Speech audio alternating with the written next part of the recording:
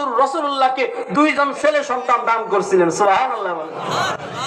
Number 2 নিয়ে গেলেন কেন? নিয়ে গেলেন এই কারণে যেন মুহাম্মদুর রাসূলুল্লাহ, অনেক নবী ইতিহাস ঘাটলে দেখা যায়, যেমন নূহ নবীর সন্তান ছিল কেনান, তিনি নূহ নবীর অবর্তমানে এবং নূহ নবী থাকা অবস্থায় বিভিন্ন উল্টাপাল্টা শুরু করে দিয়েছিল। যেন মুহাম্মদুর রাসূলুল্লাহর কোন সন্তান যদি বড় হয়, যেহেতু নবীদি খাতামুন নবিয়্যিন, আমাদের নবীজির একটা গুণ হইল সর্বশেষ নবী। আমার নবীর পরে কোন নবী, কথা কয় না, নবীর পরে কোন নবী নাই।